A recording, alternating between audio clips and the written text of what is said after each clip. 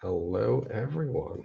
I see we got some viewers here, so I'm going to give everyone probably a minute to get started, test my audio, and we can get ready.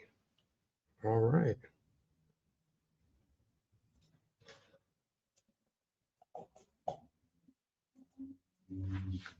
All right. Perfect. So we see more people coming in, and I will get us rolling. So good afternoon, everyone. Assuming you're all in the same time zone. If not, good evening and good morning as well, as we oftentimes say in our teams here. So thank you, obviously, for joining us today. I appreciate everyone taking the time to join us. When the team asked me to start putting something together, a type of webinar around security, um, my main goal in trying to do this is to make it somewhat engaging, but at the same time, also really have some valuable information, I think, from our own experiences for other business owners and business leaders to be able to really apply. I think the general topic that we're covering today is really cyber culture and how to really unlock the power of that culture within an organization. So I'm going to get us started here. I'm going to add a little presentation up here, making sure everyone can see that. But yeah, the general goal I wanted to come out of with today was really obviously not talk about a lot of the stuff that's out there. We have Chat GPT, we have AI, Google, the whole nine yards. We're obviously going to talk a little bit about framework, but the corporate culture is going to be the key here. So again, unlocking the power of cybersecurity and creating that secure corporate culture. So again, we're going to talk today about every common trend that's out there. Obviously, finances are very much important to a lot of this. We're going to talk about both trends from a security standpoint as well as from an attacker standpoint, where we're seeing breaches. We're going to talk about some big common industry breaches that have been going on recently. Um, Data, numbers, and then obviously culture. One of the other big topics for me today is I'm going to be talking a lot about NIST Cybersecurity Framework. Again, I think it's a common one that most people at this point have at least heard of, but my goal is to discuss NIST, but in a way where it will also apply on how to use it to build out that culture. Before I really dive into the general agenda, I also want to say I do have comments here. I don't know about the private chat from the viewer side, but please, any questions, comments, unless they're egregiously just mean, please feel free to drop them in and I'll try to address them. There will be a Q&A also at the end. So if I do see a question that's perhaps relevant to something later on, I may not address it in real time, but circle back to it. So about me. So I'm Roman. I'm the CTO at Click Solutions. I've been here since 2012. Just a bit of a backstory, because a lot of what I'm going to be talking about is just a practical application of some of these concepts. And one of the things I really pride myself in is, as you can see by some of the first couple bullets, I'm really transparent and honest in how I talk about this subject, because I think our own growth through failures oftentimes is an important way to bring this up. So again, I'm a failed pre-med student. I was sort of a fake it till you make it tech initially. But since then, since 2012, we've developed a robust managed IT offering. We grew about 5 years ago into doing managed security. And I'll tell you a little bit about our backstory and sort of the process that was involved in that. And again, now, we've been doing managed compliance as a service, and really we're on to the next frontier, which I'll probably save for another webinar one day. But really, the fake it till you make it, I think, is going to be a big story of this, because the making it ultimately came around when I understood and I learned the value of really changing the culture to drive the business forward. So we'll talk a little bit about that. To get us started, it's tough to find all of the latest bullets and all of the latest trends to throw out there, because this stuff seems to be changing all the time. It's a really, really robust landscape, and it's evolving at a crazy, crazy rate, which we're also going to talk about. But just in terms of just an overview of some of the numbers that are out there, just to keep in the back of our minds. 4.35 million was the average cost of a data breach just last year. That cost is likely growing, and we'll talk about why as well a little bit later on when we talk about the insurance industry and how that's impacting a lot of things. The data breaches that we did have reported impacted nearly 294 million people. And again, those numbers are growing exponentially. And the scary part, and I'm sure a lot of the business leaders that are on here and maybe some of the tech leaders that are on here probably can understand, the scary part of this is that the cloud-based data breaches made up 45% of all breaches. And as many of us know, both within the MSP industry as well as just having enterprise IT, the cloud is also one of those things where people move to the cloud realistically to mitigate some of the risk associated with these breaches, or at least that's the concept. So, the criminals out there also know that, and they know the fact that we're moving to the cloud trying to mitigate this risk, and of course they're moving to the cloud trying to attack. It's just a different surface vector for them. So one of the things I mentioned earlier was the fact that I'm going to be also, obviously I'll be talking about culture and all those great things, but I also wanted to bring up this concept of a cybersecurity framework. So I understand that there's probably going to be, a diverse group that's watching this. There's going to be some that are well-rounded and sort of seasoned professionals that understand all of these concepts and in practicality. But then there's others that really don't know where to start. And so I wanted to introduce this concept of the NIST framework early on in the presentation and really reference back to it, because a lot of the practical cultural changes that I'll talk about here and some of the important challenges along the way, I always fall back onto our framework and our compliance standards, because that, for me at least, in our organization and in a lot of other client organizations that we've seen over the years develop and mature their own security posture, that framework is sort of everything. It allows the formalization of a generalized initiative. So without further ado, let's talk about what is NIST. So I'm actually going to start at the bottom and say that for those that don't know, NIST is a cybersecurity framework. It's a CSF. It's a term that's often thrown around. It was originally published in 2014 after Executive Order 13636. And for those of you that don't know or may have heard, there's actually a 2.0 that's coming out in 2024. There's already a published sort of draft that's out there. I think it came out earlier this year. But again, executive order, I believe in February of this year, is really what's pushing this.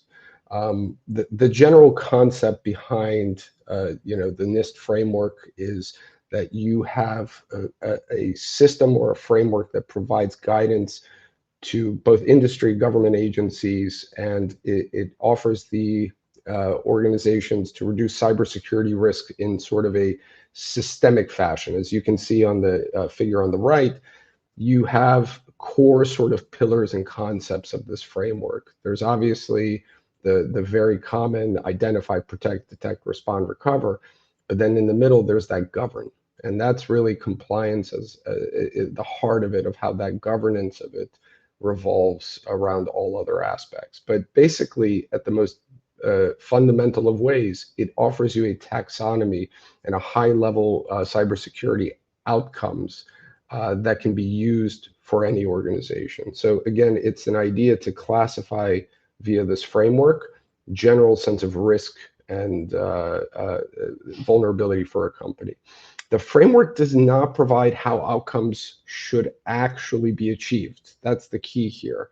The idea here is that it tells you what you should control, how you should control it ultimately, theoretically, is up to you, but it's the general outcomes of the protection of your data and some sort of proactive fashion that is really at the heart of all of this. So again, understand the fact, the way that I really view NIST is the fact that we're not the first ones doing this. We're not recreating the wheel. There's a lot of people that have been through this that have found fundamental ways to govern our own actions when it comes to security. So ironically, to take a little bit of a back step in the story around our own sort of cultural growth, you know, I was a very hesitant IT guy in in the early days when it came to security.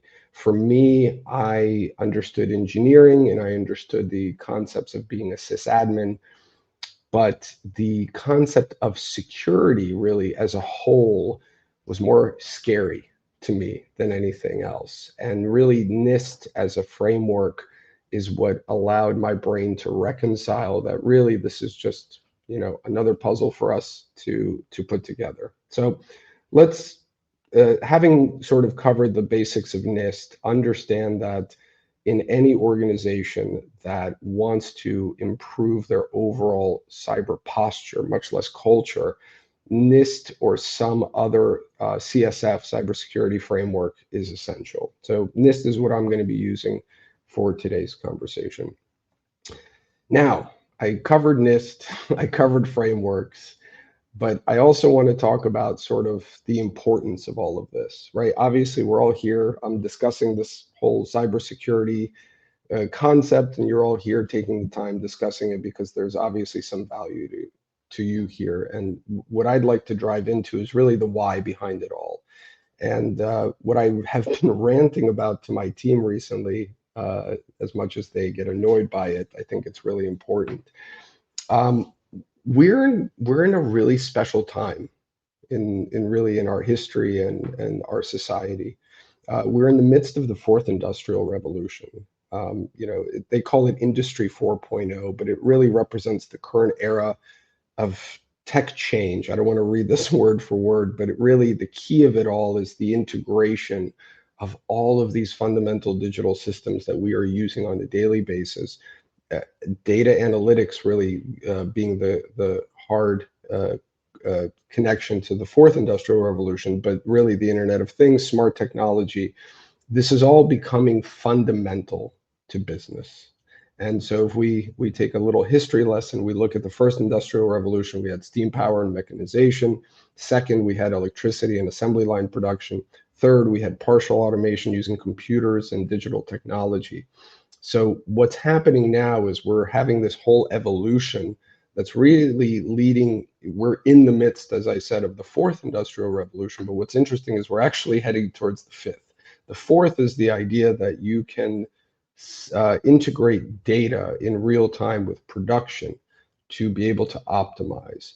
The fifth, and I don't even talk about this here, but I know many of you are interested in this topic, is really the introduction of AI and real-time AI analytical approaches to to the overall production and assembly lines and so forth. So why is this important? Because as society is changing based on this integration of business and technology, we have a growing dependence on this tech, which is also leading to a growing surface vector and risk, obviously across really all industries, all businesses. So we have insurance costs that are going up and requirements are going up. I'm sure many of the folks that are on here probably have experienced this either in their own world or perhaps some of their clients, if we have anyone potentially in sort of the MSP or IT solutions world. But I know that we've had it the last couple of years where some insurances are dropping cyber coverage as a whole, and the ones that are not are absolutely going up in the stringent nature of their requirements, in the follow-up around there, and so forth. So it's growing in terms of the overall presence of it, of the requirement of insurance and the requirements of getting it, sort of the prerequisites. And what's happening is it's having a huge domino effect as a result on business. For those that haven't encountered it, it's basically the cost of doing business now. You essentially have to have these things in certain cases just to be a vendor somewhere, or in certain places, if you're trying to look for clients, they want vendors that follow certain frameworks and certain standards. It makes it simple. So with the compliance frameworks growing and becoming mandatory, it's even further ingrained into our daily lives. And I think one of the topics I'll cover in a little bit is resistance. But I think one of the things that we deal with as IT industry professionals on a daily basis is the resistance that many folks are having to the overall idea of these things becoming mandatory. The final thing I wanted to also touch on, and really what's going on today and why this stuff is important and why we need to implement it into our culture, it's the geopolitical risk around everything. So for those that know, we've we've got a really interesting situation going on in the world, and unfortunately, the battlefields are no longer there. The battlefields are somewhat everywhere in the sense that they're in cyberspace. So the whereas before we could watch the news and see what's going on and not really expect any sort of impact, what's happening now is, because more and more of our technology is cloud-based, and because more and more of our own interactions are technology-based, we're all somewhat at risk to a certain extent. The growth of supply chain attacks just, again, grows this all exponentially more and more and more. So with that being said, a lot of stuff is going on right now, and it's really important for companies to get ahead of the time, or really at least get with the times when it comes to the need for cybersecurity. So again, the need for cybersecurity culture is really the big topic I want to talk about, because I think, we've covered NIST, we've covered the importance of all of this, but the intangible here is what I wanted to cover. The overall concept of culture, I think, is thrown around very loosely. As we grow our companies, we talk about corporate culture, and we talk about sort of the mood and the vibe and this, that, and the other. But beyond the understanding of just overall culture in the cliche term, I wanted to dive into that and what it means. And so the concept of cyber culture really refers, to the attitudes, knowledge, and assumptions of the workforce. And that's really what I want to get to the heart of.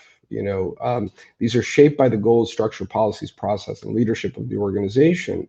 And another topic that I will cover many times today is the fact that this starts at the top down. But really, that cyber culture, no matter how much a company wants to implement a NIST framework, if that culture is not started at the top with the leadership of the organization, it's very hard to change attitudes, change assumptions, and so forth. So a good culture is one in which both the organization in which both the organizational detriments of culture, such as policy, process, leadership, etc., and the individual detriments of culture, such as attitudes, knowledge, and assumptions, align with the organization's approach to cyber culture.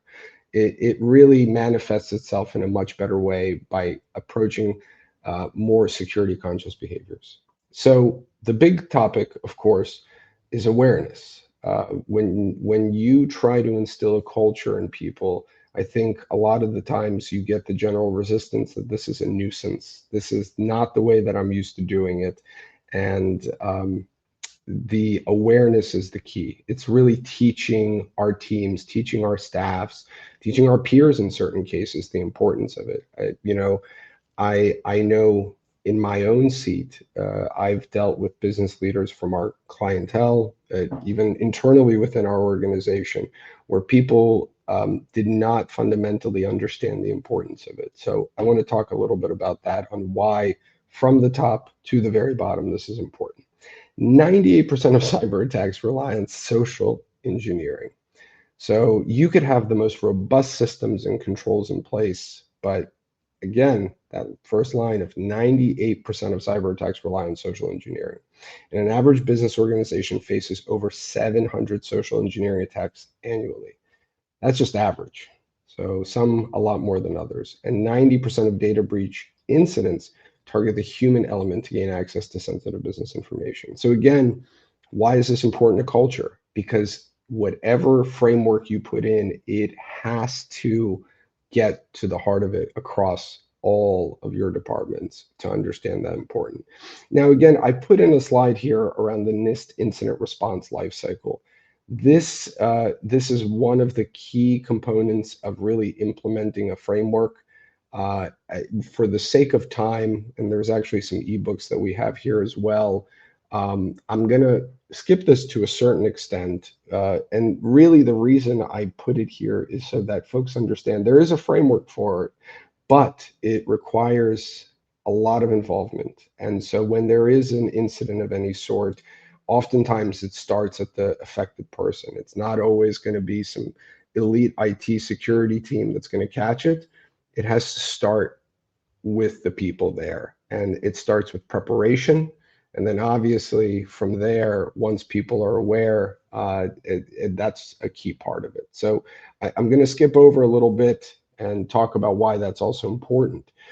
As we talked about with social engineering attacks ranking as number one, obviously we have some price tags around there.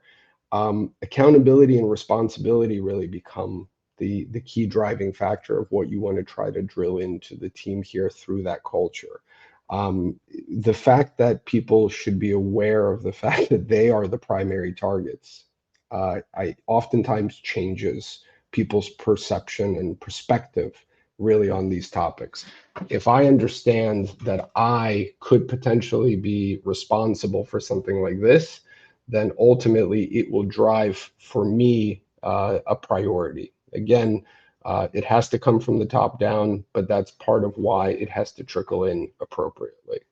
So accountability and responsibility, but you have to also teach it, and in what practical ways. So obviously, you have, depending on your industry, you teach and you train based on data and record management, installation protocols, password safety. I could read the list for you all, but the idea that I'm really trying to get across is we're teaching a bunch of policies that oftentimes people may not understand.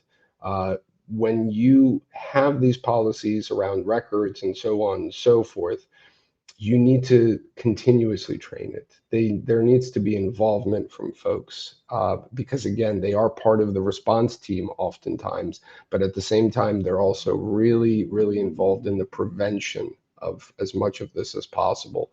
So understanding your controls and teaching them to your staff is paramount, because at that point, you have more people on your security team. So I want to talk about security awareness again as a whole. Some of these topics that we just covered, a lot of companies provide as a service, ourselves included. And I didn't want to really focus in on any services we provide in terms of this presentation. I wanted to drill into the fundamentals of what's involved in it, the purpose of it, the importance of it. And in terms of the services around it, I want to actually just really highlight almost an anti-sell. There's a lot out there. There's a lot of stuff in terms of phishing simulation that you can run. There's awareness materials that people get sent out. There's mandatory training that's done. And this is all stuff that we do in our own organization, provide to our clients. But at the end of the day, if we don't touch on some of those topics that we discussed in the last slide, as far as the personal accountability and ownership that needs to be drilled down, I think there's a lot missed here. So again, there's a bunch of check boxes from a compliance standpoint that are very, very, very relevant. And there's a room and place for this. There's absolutely a need, but it really goes beyond awareness training. Some of the stuff that I talked about earlier on with regards to challenges and resistance, So again, we could run awareness training. We could have folks read as much as possible. But at the end of the day, you're going to still come across certain challenges.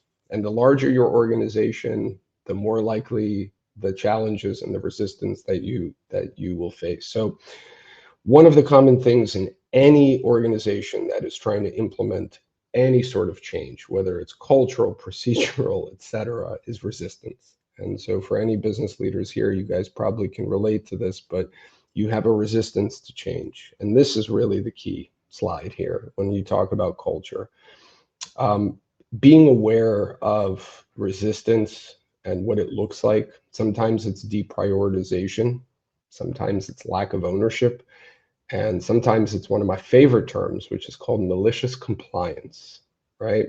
Malicious compliance is where somebody will follow your rule to a T, even though they may know it's detrimental and there may have been some other mechanism or route in the process to take. But these are all forms that resistance manifests itself in whenever change is being implemented, or growth of any sort from a cyber standpoint.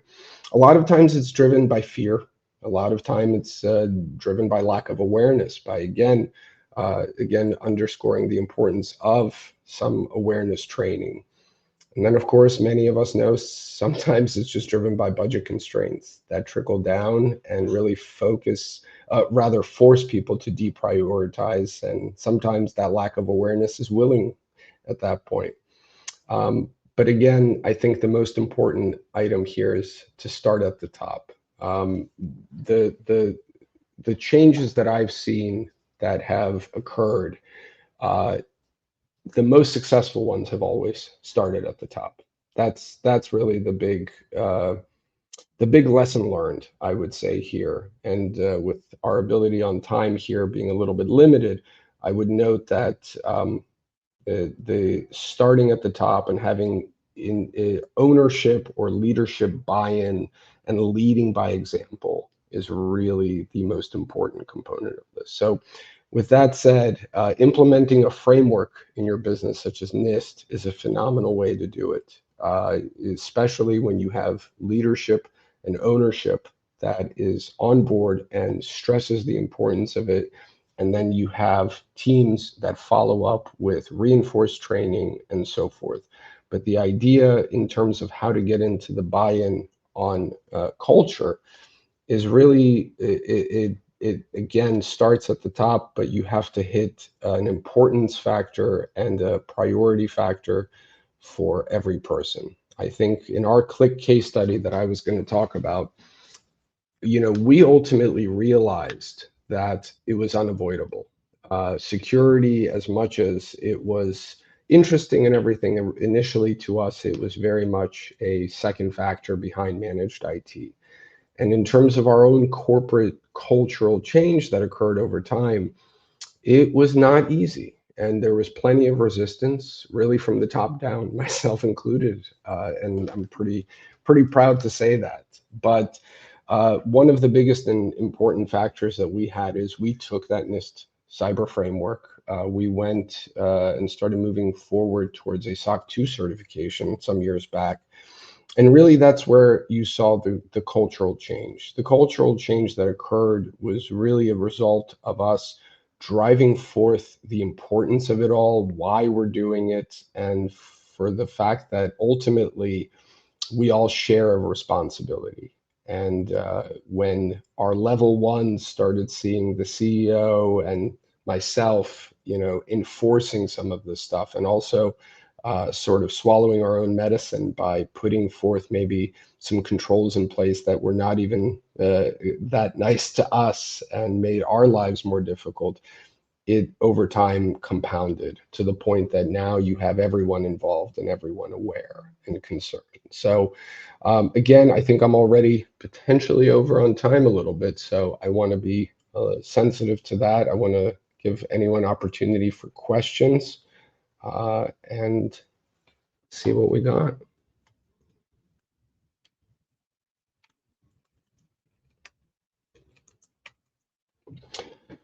Ooh, okay. So we have one. What would you say are the three of the top mistakes people make when starting to build their cybersecurity culture? It's an excellent question. So, number one, I think, is lack of communication. I think you have to communicate a lot. You have to communicate often. Maybe not over communicate, but you definitely have to be communicating along the way. Number two, I would say from a top mistake standpoint of starting to build a culture, I think it doesn't start from the top down. I think oftentimes it starts somewhere in the middle. I think sometimes it starts almost at the bottom, and you sometimes have the wrong decision makers being involved. And so that is absolutely number two. And number three, I think in terms of the culture mistakes that people make is they don't they don't really make it part of their culture. They think they do. Oh, I didn't realize I could highlight this, but yeah, they don't really think they think they do because they go through these policies, they go through these processes, they roll them out to an organization, but the follow-up, sort of the consistent follow-up and the nurturing and refinement of them are really key. So I would say that those are the top three mistakes. Let's see what we have next. How can we effectively tackle resistance to change and budget limitations when implementing cybersecurity awareness training in our organization? That is a phenomenal question. So effectively tackling resistance is really a multifaceted thing. There's a joke in the office that, as I mentioned early on, I'm a failed pre-med student, but my favorite topic was psych.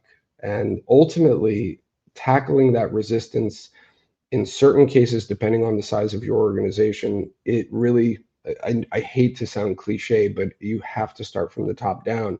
The reason for it is the various forms of resistance can be really conquered in different ways. If you're talking about a personal resistance where people are just unhappy about having to implement some control or some MFA or what have you, oftentimes it's really just a psychological resistance that occurs to being inconvenienced or something along those lines.